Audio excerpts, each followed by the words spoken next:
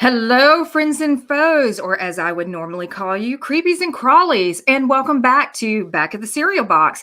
I am D.O. Memphis, your mildly psychotic retro glamour ghoul, and I'm going to be your host this glorious or gloomy Saturday morning. And it's going to be filled with our normal activities, sadly, just not our normal host. And you know what? We're going to have some great epic cosplayers to talk about awesome stuff, and we're going to start right now.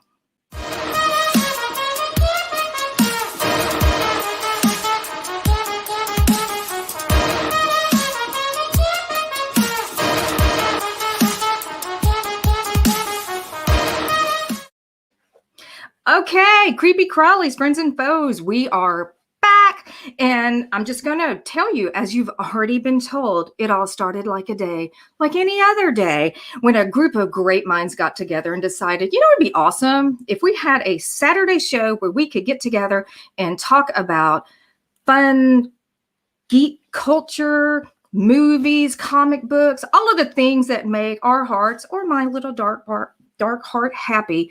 And everybody voted. It was a resounding yes. And now you have Behind the Cereal Box, not only the Saturday morning show, we're a network. We have a network of awesome shows.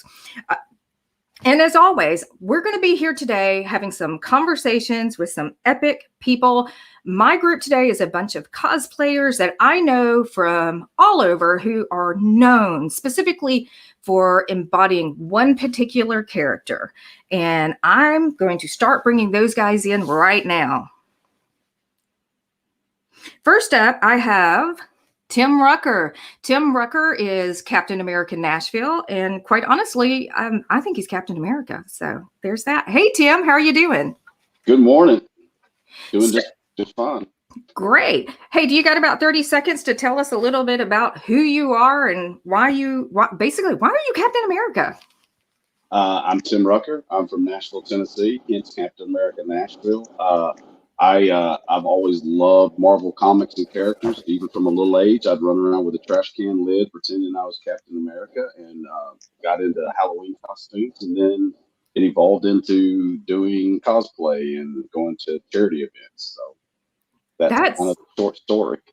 That's awesome. Thank you for joining me this morning. Thank you. Hey, next up, I'm bringing in Jeremy. Jeremy is Bluff City Iron Man. And as you can look and tell, he might actually be, all of my guests, I look at them and I'm just like, he might actually be Tony Stark. So, Hey, how are you this morning? Good morning. I'm doing marvelous. Wonderful. No pun intended there, right? No, none. So give us just a quick 30-second overview of how you got into cosplay and became Iron Man. Oh, well, I got into cosplay, quite a few years back. Used to actually do primarily Batman is my main character, and got into doing charity events at the local hospitals and needed more friends to help. And I got a buddy that does Batman, so I started building Iron Man suits, and that's kind of started it all. I think I'm on to, this might be the 5th suit now that I'm currently working on that I've built. So. Oh, wow. Oh my gosh. Okay. Awesome. Thank you for joining us. Happy to be here. Corey, are we going to get to, oh yay, we get to see his face. Corey, how are you, Corey? Health-wise, I'm doing okay, but it's going to be a good day, so I'll be all right. It's going to be a great day. Going to be, everybody's going to have a great day. They're starting out here, and we're going to have fun. Right. Corey has been with me on at least one, maybe 2 shows now, and a couple of shows, and has helped me out with this program before. And so, yeah. Say, Corey, give us a little. The last show he was on, sadly, he couldn't talk. So yeah, I mean, it's not that I couldn't, it's just my character couldn't. So I was trying to dig deep for that. But no, I've always been a fan. I started doing this stuff in junior high or high school, but really it wasn't until I moved to Memphis and started getting around like-minded people and out of the cornfields of Illinois, it really started to turn into something else. And so whether it's Friday the 13th franchise, horror, whatever, and then most recently, the last couple of years, Ghostbusters, which has helped me broaden out into a more diverse fan base. it's every weekend. It's one or the other. So it's a year round kind of thing. When you do it, you love it. And Yes, I have one absolutely. more. I have one more guest. Hi, Ryan. Hi. Ryan is Angel of Azarath, and please, do I say that correctly? Is it Azarath? Yeah. Okay. And it's like I'm sitting there, Azarath. I'm trying to do that little chant in my head, and I'm like, I haven't watched enough to. A lot of people. Yeah. I feel that. So give us a quick rundown of who you are, the 30-second entry or 30-second bio. I told you I'm going to be tripping. Me too. It's very early for me. I actually created this character just for fun. It's my own original character. And then the pandemic happened and I couldn't take it to cons. So I decided I was going to take it to TikTok. And a lot of people really like this character. So this is Margani, my Twi'lek OC, that I primarily do now because I really took off on TikTok. So it's a lot of fun. I get to dance around my room and stuff in front of a camera. So I consider it a good day. So you have, I follow you on TikTok and I love watching your videos, and you're an incredible belly dancer too. So I'll just kind of add that in. Okay. So I'm going to go ahead and let everybody know, if you want to be part of this show, just anybody watching, you can do that by simply, adding comments, and we will try our best to react to your comments and answer them. As a matter of fact, good morning, Willow. How are you? So, also wanted to go ahead and recognize that this show is powered by Pod Decks, and you can get your own Pod Deck. That just came out strange. And then use the promo code Cereal Box Podcast. And Pod Deck, it's this little deck of cards that you can use to help ask questions. And, if you have especially if you have newbies or you have like an unusual show and you just want to throw in some bizarre questions, you can do that. And then there we go, Pod Decks. And the show is also brought to you by the brand new book, Night Ripe, which is penned by our very own host and creator, John Pica. And that is available at Amazon, at Barnes & Noble. And I would recommend that you go out and pick up your copy today.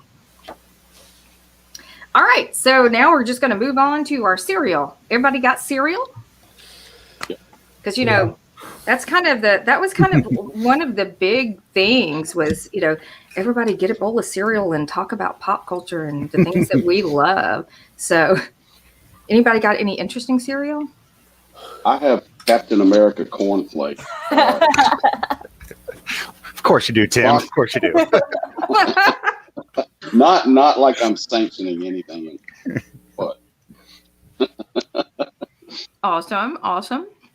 Got my delicious cinnamon toast crunch this morning. Hopefully minus shrimp tails. It is or isn't shrimp tails? You want it to be shrimp tails or don't? No, I don't want shrimp tails. Oh, okay. I'm like, I don't think shrimp tails would be good in milk at all. And then, okay, so if anybody saw the Ice Cream Queens, which is my horror podcast, our whole first episode was on bunnies. And then right after we did that, there's my camera, Reese's Puffs bunnies. Wow. And they're little bunny shaped cereals. So I'm like, I missed that opportunity, but there we go. Awesome. I felt like I tried to find everything. Look, I got the most adult, boring cereal there could be. What is this? Corn Chex, gluten-free? Disgusting. That's for display only, For display. And because they were out of the Ghostbusters cereals that they just released. And then the Jason Funko cereal that they've had out for years. You can't find that unless you want to pay $45 a box. And then who the hell's going to open that? So, yeah. So good old Corn Chex, gluten-free. Well, just to make you feel better, mine's actually Crispix. It's just a cornflakes box. So I'm there with you in spirit. I just kind of figured it was one of those Captain America, advertisements, make sure label out, get it all in there. I was trying to figure out if he had to actually put himself on the box, just cut and paste. Here's my art project for today. I like that idea. In my previous job, we used to actually take incoming student athletes that played basketball, and we would create our own Wheaties box, and we would create our own Sports Illustrated covers for them, and so I got really good at doing that. So, but it was a lot of fun. Yeah. So, does anybody have any kind of cool loot that they want to show off? Anything kind of fun and exciting? I have my sweet Mandalorian mug right now that I'm drinking coffee out of to stay alive. You're not the only one. Oh, twinsies! Yeah. Yeah. That's awesome. Great minds. What am I? Am I right? Right. Exactly. Well, I haven't poured my cereal yet because my cereal bowl is actually a custom piece that my daughter made for me That's for amazing. Christmas Aw. in 2016. This is my bowl. Nobody else gets to use it, but I wanted to show it off to everybody and say how much I love it. I use it almost every Saturday morning. That's Now I awesome. pour my cereal. You need to turn it into a whole commercial right here. Yeah. Right. Corey, how about you? What do you got that's cool? Well, I have this, and then I'll give a quick explanation right here. So this is actually the DVD, VHS, and Blu-ray copies of Friday the 13th Vengeance, a fan film that I helped do all the artwork for and a lot of the production for about a year and a half ago. And we just started getting the copies out to all the backers. And now we're already in the sequel. So we got a campaign going on Kickstarter, Friday the 13th Vengeance Part 2 Bloodlines. So been sending out these physical copies that just came in. And so I had to show that off and, do my thing. So That's cool. Yeah. That's really cool. Talk about product placement. exactly. Yes. Okay, I don't have anything cool. I just brought some friends with me today. So, Aw. yeah. Except for this one tried to kill me. Oh. Okay.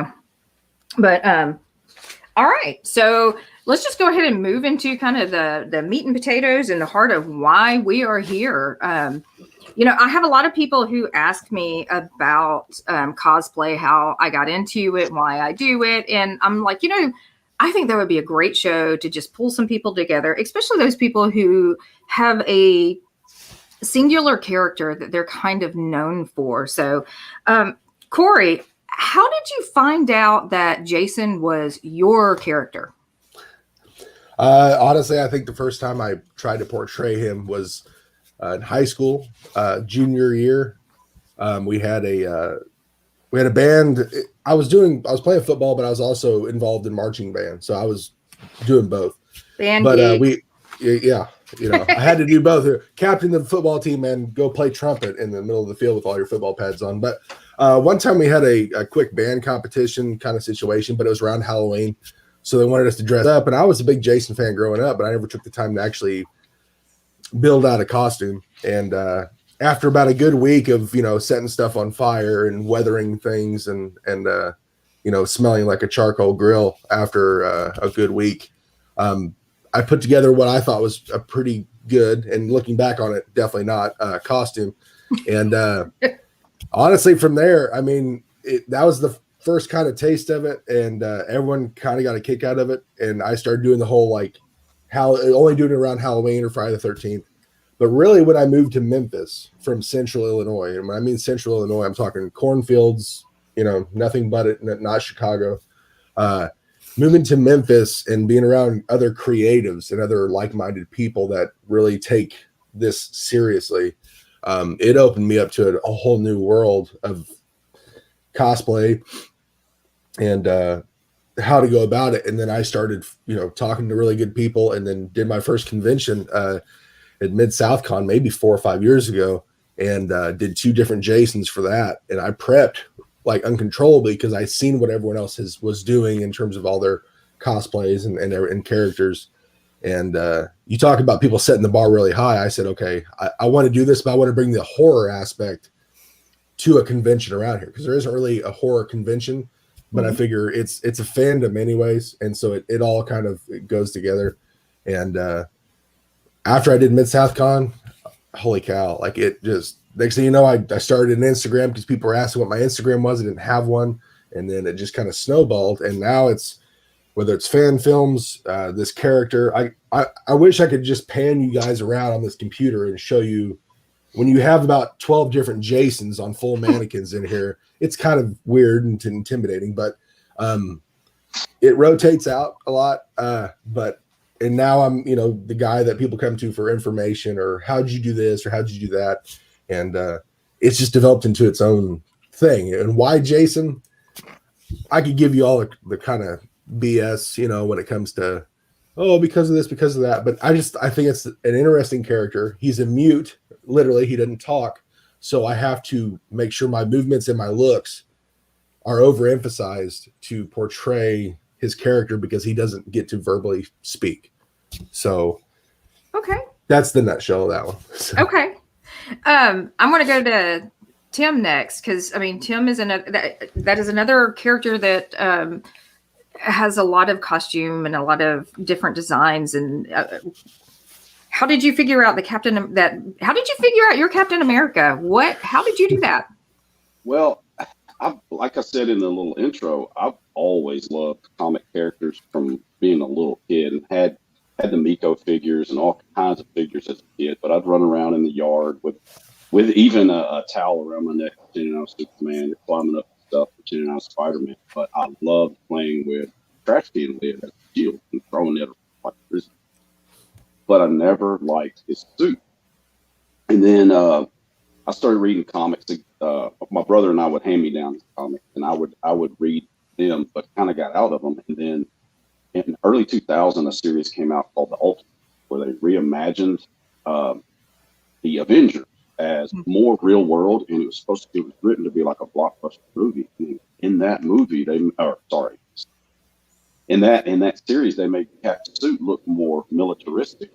And that is what a lot of the MCU is based on. And so when I heard that they were going to start making movies, and that they were going to try to do them right and base them off of this Ultimates line, I was really interested. And then I went to see the first Cap movie with my daughter. I loved it. I was like, I wanted that suit. And I'd always had a history of doing really elaborate Halloween costumes. Like I built a Boba Fett out of scratch. Like, I didn't know what I was doing, but I put one. I built a Hulk and some of this other stuff. So I tried to build my own Cap suit. And when I did that, my daughter was putting together a Hobbit suit.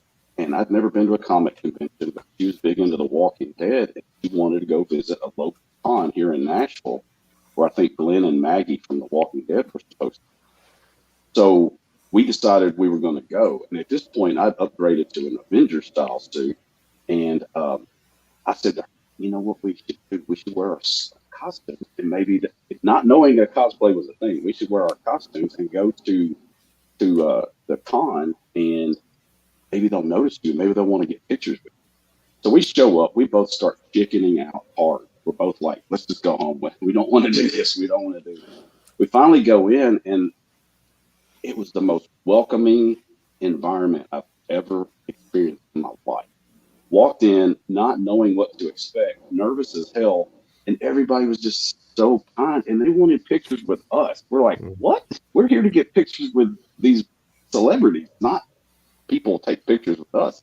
And it was just an amazing feeling. I remember telling my daughter at the time, I was like, I feel like I met the people I should have known my whole life.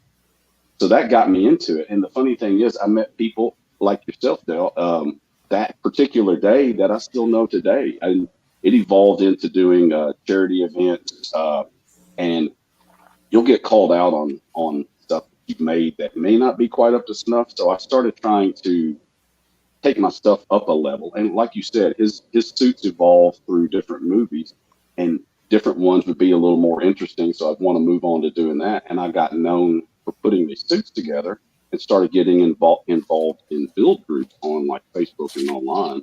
And now, kind of like Corey just said, I have people coming to me, private messaging me all the time, asking, how did you do this? How did you do that? Can you tell me where you got this? Can you tell me where you got that? And I don't own anything as far as the license to these suits, so I have no problem sharing. Like, go here, look up this, use these things to put together. So it's just the sense of community and the sense of fact that it's just so welcoming. What that means. So I have to ask you, because obviously you went to see the original Captain America movies and now we're on to Winter Soldier. What are your thoughts on the new? I don't even want to call him Captain America, but what are your thoughts on the new guy? Well, Walker? having had to cosplay as Cap for so many years, and Jeremy might be able to speak to this too. It's a hard thing to live up to. People expect you to be on your best behavior. You'll even get called out if you use a bad word because he called out people in the movie. So I went in, and I'm actually wearing the Walker suit today because we got a con that we're going to later this afternoon. But I can, in a way, I can kind of sympathize with that character trying to live up to what Captain America is supposed to be, because it's a hard thing to live up to. But I did know the history from the comics that he wasn't going to be. And the only reason I wanted to do the Walker suit is because I wanted a villain. I'd never actually done a villain, and I felt like his story was going to take him to a villain or an anti-hero. And I wanted to do something. So I didn't really expect him to live. Jeremy, I'm going to kind of move over to you next because I know that you had talked about you originally were doing Batman and you are now doing Iron Man, and you have a couple of different suits. Did I hear you say that you have 5? Well, I have had 5.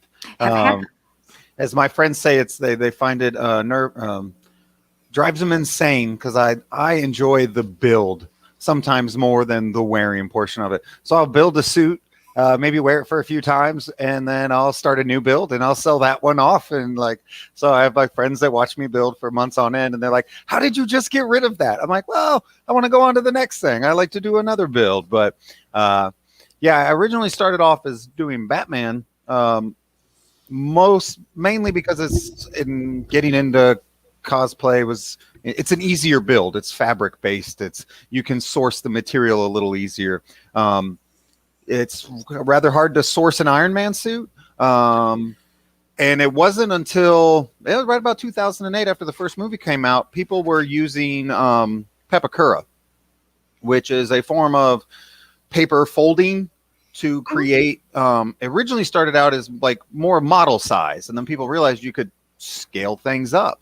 So I started scaling things up, and where you would basically print out flat templates of Iron Man parts, super glue paper together, then resin it and Bondo and fiberglass and sand and sand and sand and sand and sand some more.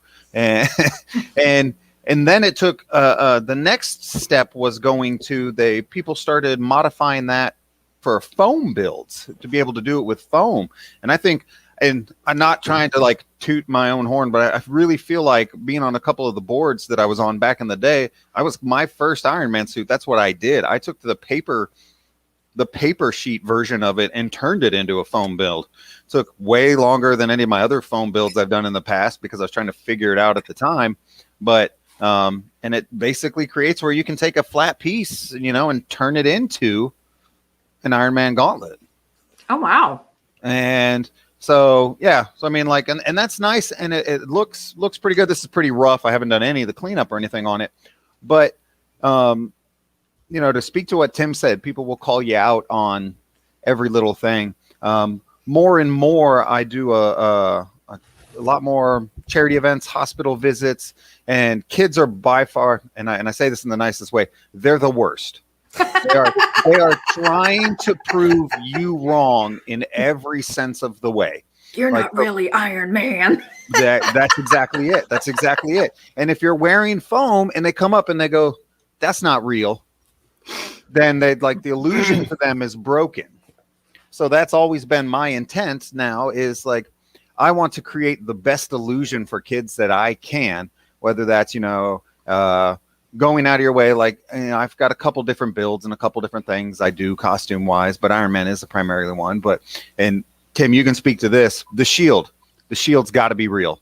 The shield has to be a metal shield if you're doing a visit, because same thing, kids touch it and they go, "That's plastic," and you tap on it, it's metal, and it blows their mind. Yeah, absolutely. Same thing. My last Iron Man suit was all fiberglass and resin, hard, and looked and played the part, and kids touched it and then they're like, "Whoa, your Cap," and the eyes light up and the hands light up and the arc reactor lights up, and they just they're blown away by it. So it's and that's just kind of fueled my passion to make it bigger and better and the best that I can. In fact, my wife, there's a girl online that just built it's a Mark 7 suit. I want to say it's like Melissa the Engineer or something. She built the Mark 7 suit, and it's got the back flaps pop up, the mask pops up, everything, like arm things shoot up. And my wife looked at me and she's like, "You need to step up your game." And I was like, "Oh, okay, fine." So Thanks, honey. yeah. So the current so I'm currently building a full 3D printed Mark 45 suit. So, and that one's I'm going all out, bells and whistles, every aspect of it. So, okay. So there is one thing that I am hearing just consistently, and I'm just curious. I have to know.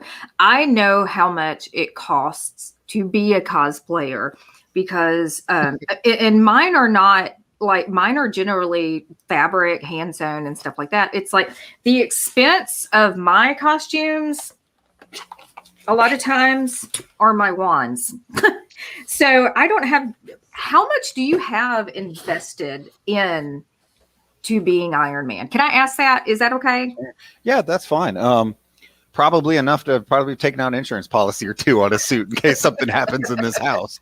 I mean, you can easily spend thousands of dollars for an accurate suit, 2 to 3 easily. Like that's dropped without and I say dropped without a thought, but it can get really expensive. But there are ways, like I tend to like to try to do as much of it myself as I can. Now I'm not an electrical engineer, so there are parts that I have to outsource from friends or people that I know how to do. But I always will do my best. Like I said, I started with foam and then fiberglass, and now I like this whole pandemic thing has given me a reason. I'm like, well, I can't go anywhere. I can't do anything. I was like, so I'm going to try doing it my own. And I started with like a small 3D printer, just enough to actually start printing some pieces. And then I was like, okay, no, I can do this. And so then I've got like the 3 printers now that run like big ones, like 12 by 12 by 15 that can print like full biceps and big pieces all in one go. So yeah, that's kind of like how I'm doing it now, and just trying to build it up, and hopefully within the next 2 months, I think I should have the suit. Awesome. I say built, but like the beginnings of built. I can't wait to see that. Ryan, I kind of want to go to you and ask you the same question, because I think a lot of people are going to look at your design and not realize how much money actually went into creating that. Can tell me a little bit about how you've created, say her name again, Marjorie? Margani. I keep looking at it going, it's Marjorie. I'm sorry. Yeah, no, I get that a lot. I bet.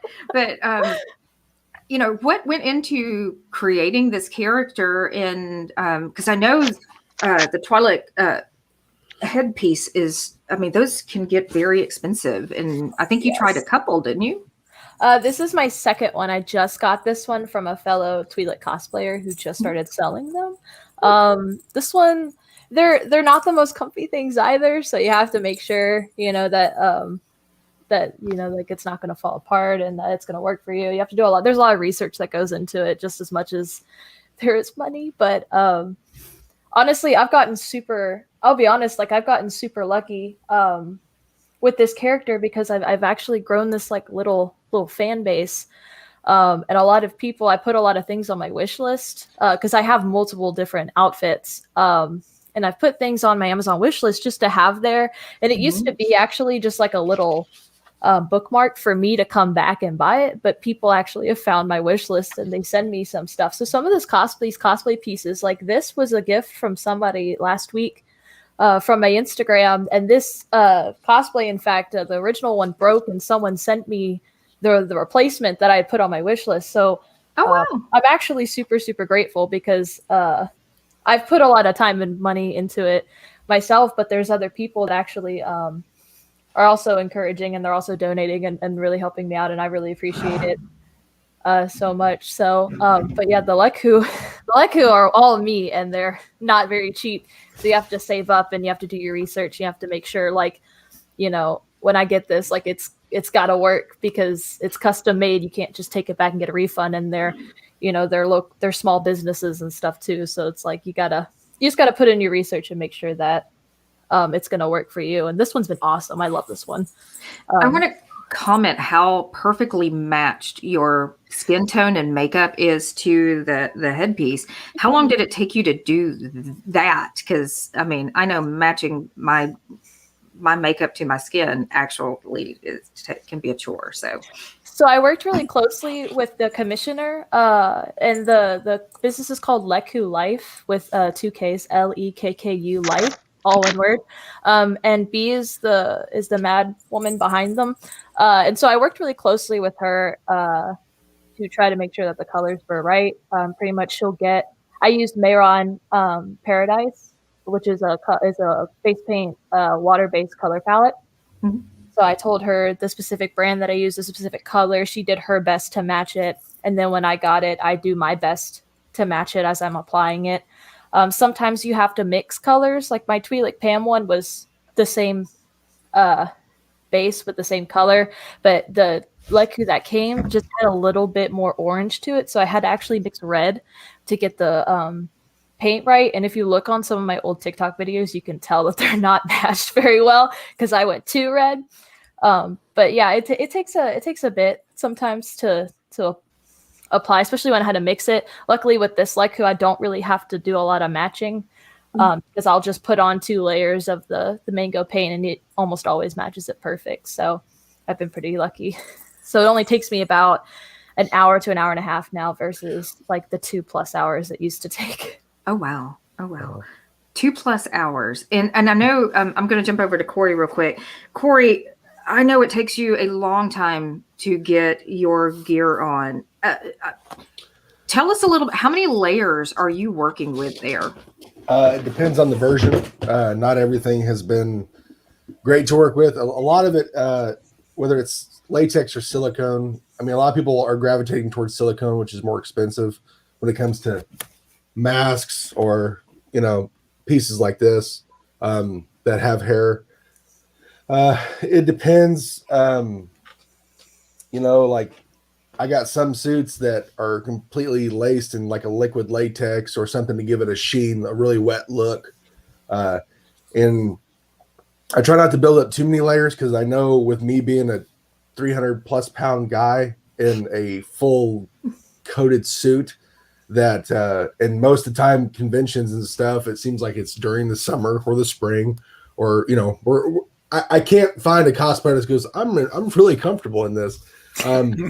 But, and I think that's what we try to do. We want to be comfortable because we want to extend out how long we can wear something, because the last thing you want is to show up for 5 minutes and then duck out or because you're sweating to death, whatever.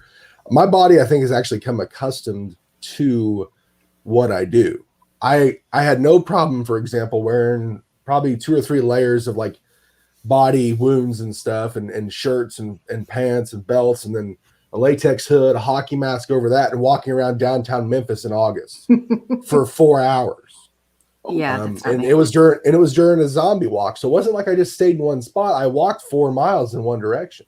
Okay. But by the time I was done, I couldn't feel my feet. I'm pretty sure I was dehydrated. I didn't have someone like, you know, you don't have a backpack full, you know, Can't feel full my of feet. water. Like, you know, let me sip that cup through the hole in my mask. You know, it doesn't happen because a lot of these latex pieces I'm wearing, there are vent holes, but there's like an eye hole, and there's really, you know, there's not. You really have to plan it out. But conventions, whatever. I mean, so some of them I really try to strip them down to about as bare bones as possible. I mean, wearing latex gloves now and latex mask is plenty to set off anybody. You know, I take these off and it rains sweat out of these things when I'm done. And it's disgusting, but guess what? I was like, did I just say that out loud? Well, that's fine. But what's really cool is when I am sweating and the sweat starts to pool up in the gloves or pool up in the mask, when I take off my hockey mask and show this pretty face or one of these faces, there's usually sweat in the chin of it, right? Mm-hmm. So I will push my jaw down and the sweat, I know, I apologize. So it comes out of the mouth. It'll come out of the mouth and everyone goes, oh hell, oh god, you know, and Run they away, kind run of away take now. out. But I've decided to embrace it. So if I'm sweating or if I'm doing this, I have to make it part of the character. Whereas a lot of people can't do that because their character. Have you ever seen Captain America just drenched in, you know, like he's usually just, damn, like what does he do? He stays so clean and nice, you know, unless it's like having Sweat wicking gear. a 12-hour battle with someone. Right. But or if you're like Iron Man, it's like it's all encased. I'm pretty sure, you know, Tony has air conditioning built into his suit, you know, Yeah. and that's the perception. But World. I've been able to utilize. I try to go less layers, but if there are layers involved, I make that just the disgustingness. I make part of my character because that's the whole point. Someone goes, "You look rough," or "You smell weird." I'm like, I've been in the lake for 30 years, whatever, you know, and so it allows me to put it back into that character. And but in terms of layers, yeah, I mean, I really, when it comes down to it, it's like, oh, it's just a work shirt and some pants. But the latex pieces, the silicone pieces, you know, so a lot of these other Jason projects that are coming up, a lot of people want to see like this undershirt and then this big military jacket over the top of it. And then you're toting around, you know, real machine. And I wanted to touch base because you guys were talking about the realness of stuff. Yeah, I discovered really quick that I could not walk around with a foam or plastic machete. But then it's like, okay, the convention scene, you know, what are you allowed to bring? You know, can you bring metal? Can you bring aluminum based items? And I've got to the point now where if I do go to conventions, I know the loopholes but the safety protocols, but I go out of my way to bring real stuff. Now the blades are usually ground down, but I'll bring a real axe or real machete because people walk up and they assume it's fake. But if I'm able to take a machete or something, put it against a metal or whatever, and then, you know, shing, and they're like, okay, never mind. And that realism really just, it brings a whole other aspect to it. So I just wanted to touch base with that because when you guys start getting to that, I'm like, oh man, that applies so much to what I've been dealing with lately. And not just the Jason character. That's primarily what I do. But the Ghostbuster stuff I'm doing now, which is the really only way I can give back to a lot of children. You know, no one's asking for Jason to come to a children's hospital or anything like that. So the Ghostbusters have been able, that's the same thing. And the Ghostbusters, we wear these jumpsuits, right? And I would think, but I've done the same thing. You know, I walk around. I love that picture. I walk around and it's the same situation. So, you know, the less layers, the better, but you got to make sure that it still looks the part. I mean, and if you have to sacrifice comfortability, that's the whole point. You know, I mean, it's not about you at some point. It's about everyone else you're appeasing. So I wanted to take a comment that just popped up there, and this is for Tim. John Piper wants to know how you were able to get that John Walker costume so fast and have it ready now. Well, that is a good question because, like Jeremy even said before, you'll go through different suits and you'll unload different suits. So at any given time, you may have a handful or at least a couple in your closet or on your rack or whatever. And right now, before Walker, I had a goal of trying to have every suit that was in in-game movie have stealth suit, have the Battle of New York suit, have scale. So I got all those ready, and then we hear that Chris Evans is leaving the MCU. I'm like, oh great, well I guess I don't have to buy any more new suits. All right, so I get to save some money for one. Well, then they announced the Falcon and the Winter Soldier show, and the show what I will call USA because I know that's anyway. And they released the I think it was a behind the scenes image. I want to do that suit, so I stole that image and put it in a database. And I kept waiting for more and more and more pictures to come out. And every time I saw a video, I take a screenshot, I put it in that. And I work with a company that helps build my suits because I started making my suits really early on, about 10 years ago, and they got past my ability. I just wasn't able to produce suits that looked quality like we've talked about before that you're not going to get called out. So I worked with a company, and as I got a good collection of these images, front, back, all that color, for reference, I shot it to him. I said, what do you think about being in a suit? And this was probably 18 months ago. So we discussed back and forth how to make it, what to do, how to make like the sorry, get my camera right, how to make like this stuff work, how to make a magnet, all that kind of stuff. With the anticipation that I would have it when Falcon and Winter Soldier was supposed to release last summer. Well, we all know what happened to 2020. It went to hell in a handbasket. Nobody got to do it. I had to stay home. And this commissioner basically put it on hold. Said, well, the show's not coming out for a while, so we're not going to do this for a while. So anyway, I kept working with him, kept pulling more and more reference. And finally, about Thanksgiving, I got the suit. I don't know about anybody else. If you commission or if you make your own stuff, when you first put it on, it's never going to be 100% what you want. So I know there's going to be some percolation time to get in there, to kind of make things work, make it fit you better, make things hold up better, because stuff will fall apart even after one wear. So essentially, I put 18 months into having it in time for. So that's kind of long. Okay.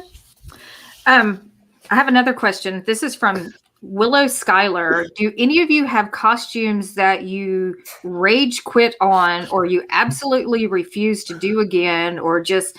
I'm assuming she's like, you're in the middle of the build and you're like, I can't do this. I just cannot do this, and just throw it away. Yeah. Hey. I tried to do the comedian from The Watchmen, and I could not get that. I wasn't invested in it enough, but I had that one, and get it. I'm not wanting to do it. Ryan, I wanted to ask you a quick question. How long does it take you to get into, I think I heard you say 2 hours, and do you ever just look at it and go, not today, Satan. I am not going to do this today. I've been doing body paint literally since I started cosplaying, so there's never, like, I like to think I'm pretty good at it, but I still have days where I'm like, this is horrendous. Like, I love doing body paint now too, because I do it. I used to do this character weekly because I was having so much fun on TikTok with her. But there have been days where I totally mismatch my paint and I put the Leku on and I'm like, this looks awful. Like, I can't. A good thing I'm not going to a con. And I'll film TikToks in it because I'm no quitter. But then I'll throw a million filters over it so no one will ever know. But I also have another character I do on TikTok just for fun, and she's a D&D character, and she's a drow. So she has like a lavender skin, but I don't have lavender paint. I have blue and I have red, so I mix them together to get the perfect like lavender shade. And the very first time I did it, I knocked it out of the park. It looked great. The second time I did it, I was doing a TikTok live and I was way too focused on that. And I was also tired. It was like 12 o'clock at night. And I finished and I put it on and I was like super purple. I was like Thanos purple when I was supposed to be like lavender. And I like looked at myself and I was like, this looks so bad. But I was so mad at myself and I didn't want to take it off and redo it. So I was like, you know what, whatever. And I went and filmed a bunch of TikToks anyway, and I hate them and I haven't posted like half of them, but it happens all the time. Even when I consider myself pretty good at body paint, like I still have days where I'm like, this is just, I hate this. So we have another comment from Jeremiah Patton, who I affectionately call Mr. Fish. I don't know if anybody remembers Jeremiah from the Mid-South Buccaneers, but he's good morning, everyone, and he is absolutely loving these stories. And I hope I get to see him this weekend. So I heard, I keep on wanting to call you Kat, Tim. I'm sorry. I'm like, probably not, but I heard you talk about your first con experience, and quite honestly, mine was very similar. I remember going to Wizard World, New Orleans, and fully decked out in Wonder Woman gear.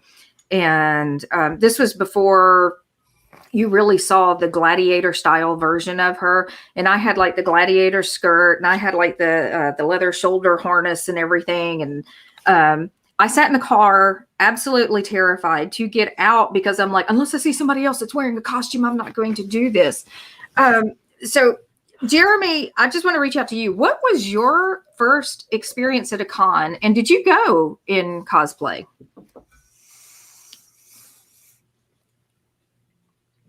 I was muted. Sorry. I did. In fact, I was kind of laughing when Corey was telling a little bit of his backstory. Corey, I'm not sure where in central Illinois you were from, but I'm originally from Champaign. Oh wow! Holy and, cow! Okay. And moved to real quick. I was 45 minutes west of there. Is where I grew up. 45 minutes. Decatur between Springfield and Champaign. Okay, Decatur. Yeah, all right. Yep, I know I used to work there. But awesome. It wasn't until I moved to Memphis that I kind of got into cons, and I think Mid-South was the first one that I went to, and I went with a friend of mine, and is Batman. Obviously, it was the first one, and yeah, I just have loved cons since, and I always want to do something more and bigger, and I'm. This last year, and I think everybody will agree, has been terrible. Not being able to and that's why I just doubled down, and I'm like, we're building. We've got new Mando suits, new Bat suits, new Cap suits, new Superman suits, Iron Man's in the works. I'm like, so whenever we get back to cons, I'm just going full bore at it, and I just have multiple things to do. I am totally in the same boat. I have so many new cosplays shoved in the back of my closet. I'm just like, I want to wear this. I want to wear this. But I think a lot of us have found very interesting outlets, because I know Ryan is doing TikTok. Who knew I'd end up doing podcasts? And I mean, there's a lot of people who are building. And so I think that as much as we've hated being away from that community, that we have all found creative outlets to get our characters out there and to get ourselves out there and interact with like-minded people. And this has been totally it for me. So yeah, I'm a part of a cosplay group called Cosplay Memphis, which we tend to do a lot of the hospital visits here locally. So we've been able to still do some stuff with them, primarily by remote. We've done some remote visits. We send in little videos in character. In fact, our group is working on some now for the Star Wars Day that we normally do a really big event at La Bonheur. We're sending in little videos and Mando costumes or as Jedis or, whatnot. So we still have some ability to get in costume, and we had a superhero one, and I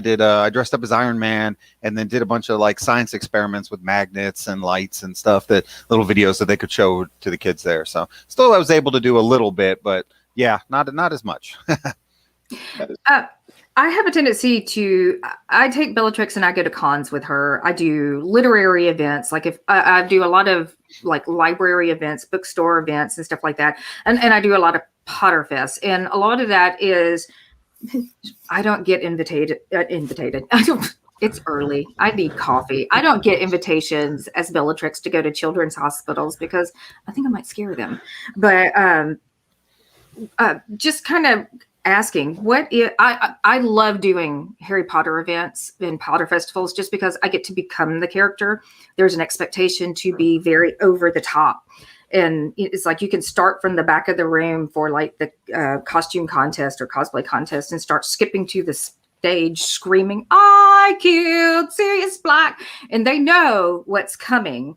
And I'm just going to...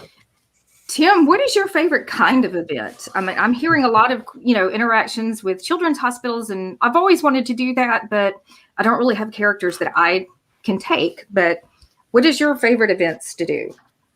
Well, it would be a visit to a children's hospital, or I even once, it was probably a couple of years ago, I had been at a charity event downtown here in Nashville, and I hadn't realized it, but I got a text from a former coworker's wife. He had a stroke. He's a younger guy, younger than me. He had a stroke in the hospital. And somehow she knew about me through him. She reached out to me and said, I know you don't know me, but he had a stroke overnight, but he's doing well. He told me how you go visit hospitals and stuff like that. I wondered if you would have time. I know it's last minute to come visit. Sorry I missed this last night, but I will be there. So I got my gear, went to the hospital, changed in the parking garage, and marched through the hospital as Cap with my shield, and looked like I was on a mission. I had people just stopping in their tracks and trying to ask for pictures. I'd be like, I've got the place I got to be, but I will be right back. Okay. If you want to wait around, I'll be back. And so it's just the rewarding aspect of being asked to do things like that, because I'm not a Tony Stark. I don't have millions, uh, but I do have a lot of time, and I can as as I can. I mean, and I love to do that. And that was last year. The cons were a big miss. I did hate not being able to do it, but what I hated missing were the charity. We normally had at least one of them here in Nashville. We have a smaller group, not as big as Cosplay, but man, just being able to give your time date a little bit better. Because I remember meeting characters when I was a kid. With that impression it gave me lives with me all these years later, and I just want to do that for somebody else. I totally understand. Anytime that you can be part of community outreach and combine it with something that you love so much and you're passionate about. Jeremy, has there ever been an event that you've been invited to and you're just like, no, I'm not going to go. I can't. Are there ever specific events you turned down, and why?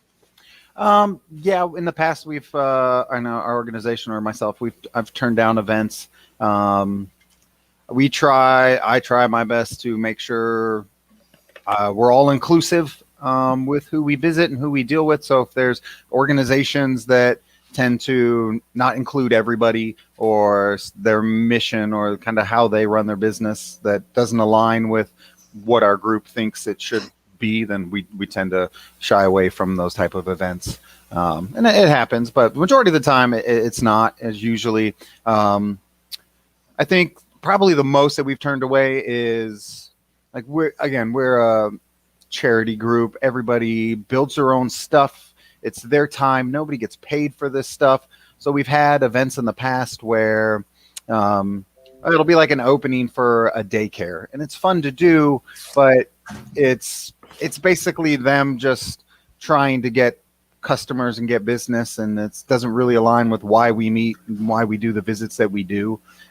It's fun to see the kids and they have a good time, but when it's basically like, yeah, I mean, I'm just trying to help your bottom line, and that's not really what our group is about. So we definitely try to do the events that are geared towards kids that really need a smile or a visit from one of their favorite characters, which I will argue, and I have argued in the past, that you guys have both said that I don't have a character that works well for charity visits or hospital visits. There are kids that align themselves with the Joker, with Jason, with Bellatrix Strange, that would absolutely love for that character to show up. And we've dealt with it in the past with LeBonner and stuff. It's like, oh, well, we want the superheroes. And it's like, yes, but we have characters, we have people that do villains, and they do villains well. And you have to make sure you find that right balance of them understanding, like, this isn't you doing Jason at a convention. This is you doing Jason at a hospital. And there may be kids there that enjoy that, or doing Joker at a hospital. Like we have one guy who we've gotten able to, like, they're like, no, we don't want the Joker. I'm like, I promise you want the Joker. He's funny. He picks on the superheroes, and like the kids will love that.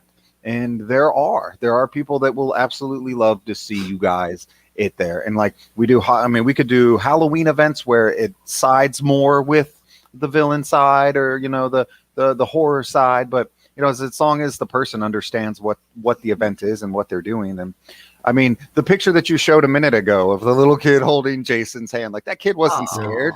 That kid loved Jason. Like that probably made his day. Yeah, that one right there. Look at that kid. That little dude's like, yeah, look at that. Well, and it's weird too, because that wasn't a photo op. That the intention of that happening really random. But then what was weird is when I posted that, a lot of people are going, you remember that scene in Frankenstein where that little girl gives him the daisy, and that whole like old school situation, beside what happened afterwards. But like it was just that. And the thing was, like, when I'm able to do that, and kids, I hand them my mask and then they put it on. You're not really advertising, hey, go be a murderous psychopath. It's weird that you say that, because like I've ran into just instances where there's a lot of kids who don't know what horror is. and they're just like, this is cool and different, or this is kind of ominous. And some kids don't even have that whole fear factor yet, or they're too young, and they will totally embrace your character. And you're like, well, I'm in character, but how am I supposed to what am I supposed to do? Because you don't see Jason interacting with kids on the daily, and my son's 11 now, but him having to be adversely exposed to that let me learn. But I get that. I mean, I get kids that are scared, teenagers that are scared to death, or teenagers that want to face Jason, whether it's intentional or not. But then you get the kids who are under the age of 4 usually that are like, they don't know what fear is yet, and they embrace your character almost like it's Barney, like no joke. And I'm going, I can't. That's their mindset right now, and you got to kind of feed into that. But it's been a big learning curve, and the Ghostbuster aspect has allowed me to do that as well, because there's no such thing as a bad Ghostbuster, I guess. And but that's been my biggest thing and if I got a chance to really show a different side of the Jason character, since that's primarily what I do, I try, but that's if it's kind of granted in a particular situation. I want to jump in here and take a couple of comments. Lauren had 2, and I want to go back to her first comment. The one before that, she just commented she was that kid who would have been at events or at not that she was. I don't know that she was ever in a children's hospital, but I don't think so. By the way, hi, Lauren. I hope to see you very soon. She was that kid, and she would always want the villain to visit, and I can appreciate that. And then her second comment was, or question, do you ever have kids that want to run up and hug you in your creepy cosplays? I'm going to say yes. I have more children. Usually it's at literary events. It's like they want to like duel with me, but they also want to run up and hug me, and then they're scared and run away. So And so I've got time for basically one more question, and I'm going to shoot it out to 2 people here. And I'm going to start with Ryan. What is the weirdest request or comment that you've ever received? And let's try to keep this as PG-13 as possible. We're definitely not PG. Yeah, well, I mean, yeah, I know. And I want to start with you, because Twilight's a pretty well known as being the hypersexualized character in the series, and I'm sure that you get your fair share of strange interactions. I mean, I know I have. So yes. The weirdest. So I guess I could talk about how we've kind of created a storyline on TikTok. My boyfriend and I actually met through TikTok, and now we live together, so it's crazy. But I met him through TikTok, and we met through a mutual friend who portrays Kylo Ren as like a super wholesome, like childlike character. And his name's Itty Bitty Kylo. And we both were very good friends of Kylo's, and Kylo actually introduced us together. But we got kind of adopted this, like, it started out as a joke, but then a lot of people started rallying around this storyline. So it actually kind of turned into a fun pastime thing that we did. And it's almost like in the storyline, my boyfriend's a Mandalorian, and then I'm a Twi'lek dancer on Tatooine. And we kind of both come to unintentionally adopt this little wholesome Kylo Ren character. And it's funny because we get to do like all kinds of really fun ideas. A lot of people really like this storyline and stuff. I mean, we've gotten fan art for it. Someone made merch and people have bought it. Like, it's crazy. But I guess the weirdest thing that I get a lot of comments that are like, can I adopt you too? Like, can I be his brother or sister? And I'm just, no. Yeah, and I'm like, I mean, like, no. It's an inside joke thing, so I can't really say yes. But I'm glad that you're following the storyline and that you really like the dynamics that we have. But no, it's a friends thing. So I really want to also comment. You're talking about the child and innocent. There's a artist that I follow. I think his name is Brian Singer. He was a Disney artist, but he does.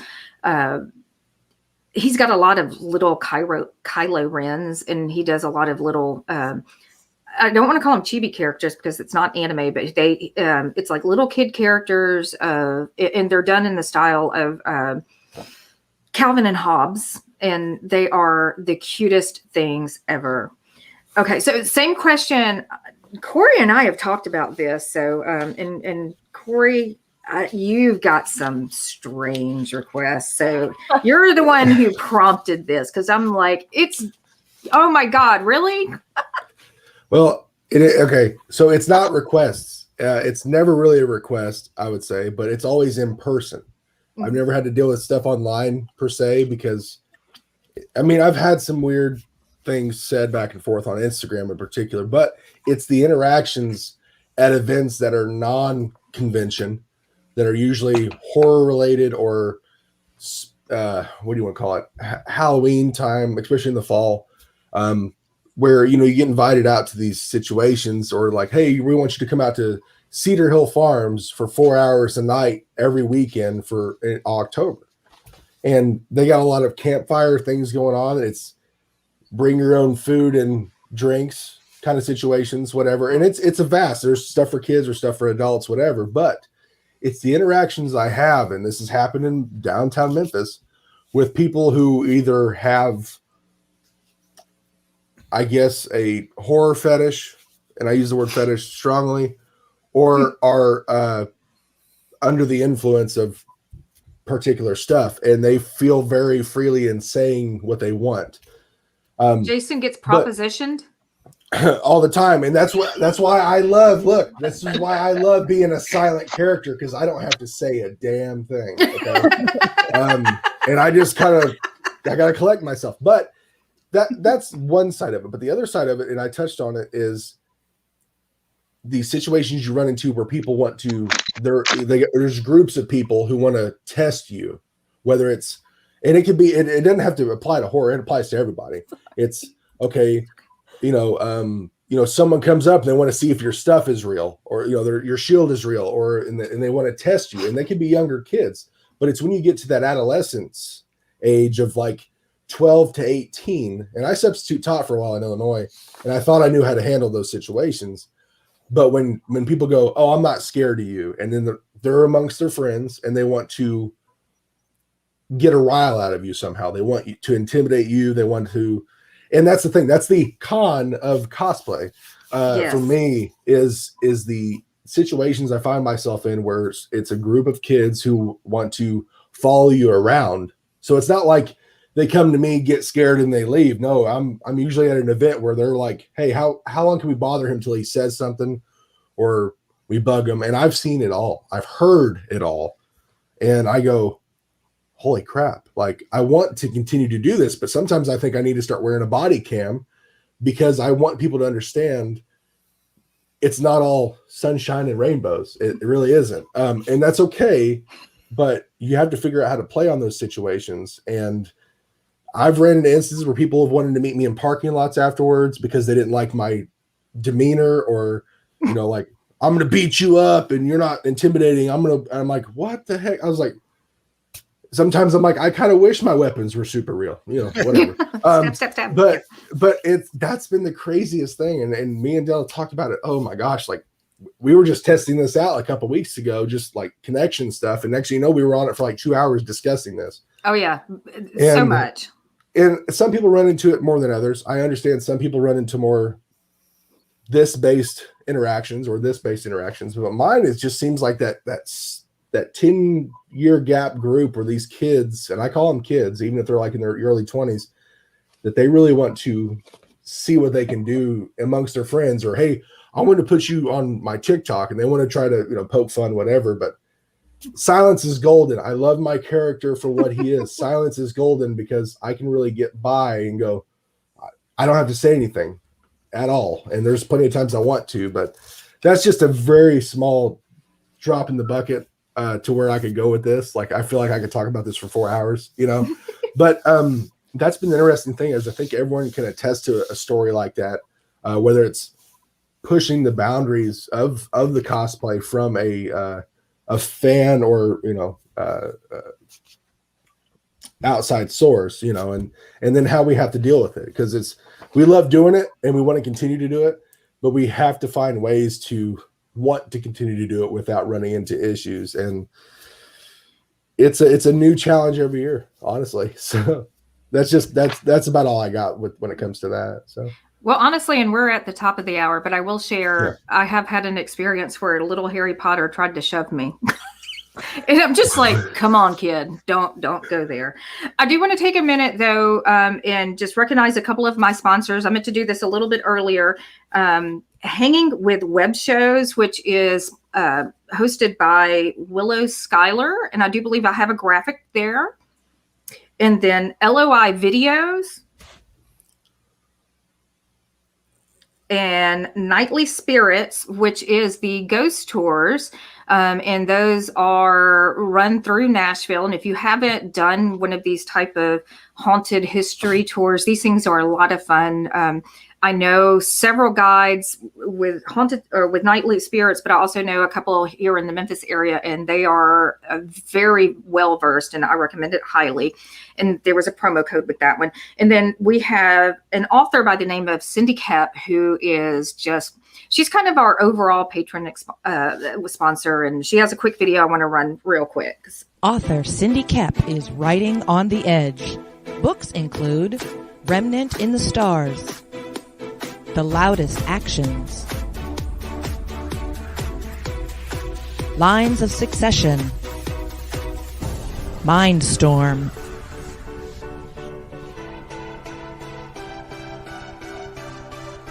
Condemned Courier, the Yerushalayim series, and Animal Eye. Find author Cindy Kep at CKOEPP.com today. Again, always thank you to Cindy. So as we're kind of wrapping up, I want everybody to just kind of pop on the screen for another couple of minutes and tell me any upcoming appearances, projects that you're associated with, and where we can find you on social media if we want to stalk you on TikTok, Ryan. Actually, I think we're going to go check out that ICC con today because I'm already in cosplay and it's almost, 10 a.m.? Yeah, 9 a.m. So I think we're going to make a trip up to Nashville and go check that out.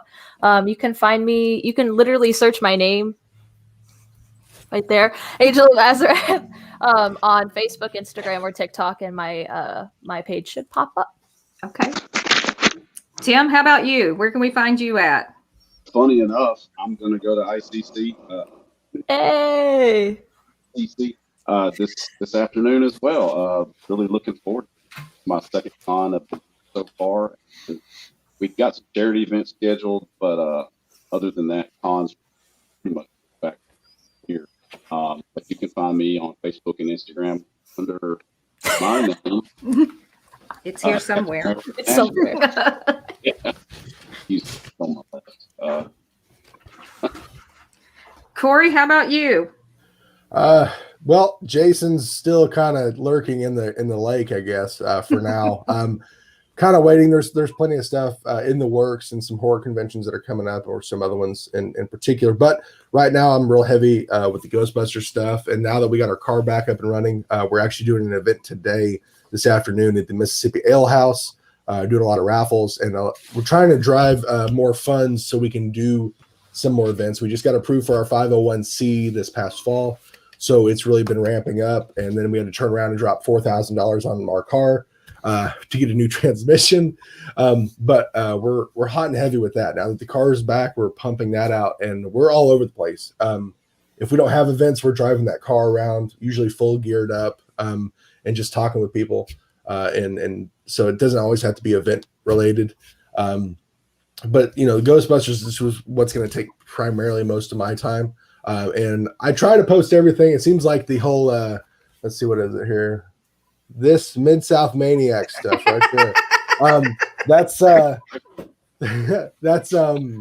That's primarily Jason driven, but, and Mid-South, it's Mid-South Maniac on Instagram. I do have it on Facebook as well, but DeSoto County Ghostbusters on Facebook is what I would suggest people following right now, because we're doing a lot and we're just moving and getting out in the community and doing everything from, helping other people's events. So if someone has an event, we want to make sure we can kind of garner the masses for that. So that's what you'll see me primarily doing, but don't be surprised when, I basically start my own hockey team up again here before too long, and we'll be out and about, and that's all I got. And Jeremy, how about you? Where can we find you, and what are your social media handles? Right now, pretty much just on Instagram. Right. Where is it? Right there. You can find me at Bluff City Iron Man on Instagram. And as of right now, is when conventions start to pop back up, I hope to be getting out to them, and hopefully some charity events in the future and school events. And, hopefully we're getting back all into doing those here soon. Hopefully we can see everybody out and about very soon, because I am totally missing not just the events, but being out there and interacting with all of you guys and all of my friends, and I'm missing it. A quick reminder, you can find my group of horror hotties, and we have another upcoming show on Sunday, April 25th at 8 p.m. This is the one show we managed to get at night. And it's going to be Scream Queens episode 2, and we're going to be discussing divine horror. So anything that has religious overtones to it, exorcisms, things like Wicker Man and Midsummer, we're going to be there. And my special guest is going to be Reverend Oma, who is the owner of the Broom Closet here downtown in Memphis. And then also, I really want to just say special thanks to Geek Gumshoe, who is, you guys all know him, and he is behind the scenes running things, but he also has a show that will be dropping. He does Case Files of the Geek Gumshoe, and that drops every Monday. And this next one is going to be very, very interesting. And he filmed a lot in an elevator, so we'll just leave it at that. But he's going to be investigating something that has to do with an elevator that is very interesting. Next time on back of the cereal box, I'm going to play with my props too. Willow, Skylar, Kelly, who is part of Phoenix Sisters Cosplays, Dee Barty and Audrey X are just going to be geeking out and just being geek girls, but same bat time, same bat place. Please come check us out on all of our shows, and you can find a full list on Instagram, YouTube, blah blah blah blah blah. I want to say again, just thank you, Corey, thank you, Tim, thank you, Jeremy, and thank you, Ryan, for being with us, and I appreciate it. If you enjoy this type of entertainment and you want to continue seeing it, we do have a Patreon account, and we just ask people to go in and donate on any different tier. And it's a Cereal Box Podcast, and I have a ticker. Woohoo! There it is. It's like magic. It's like magic. Contributions are what make programs like this happen. And so anything that people can do, anything that you can help, we greatly appreciate it. The other thing that if you're not in a position to give, like, subscribe, and share on whatever platform you are watching on. And with that, I'm going to say good night, good morning, goodbye.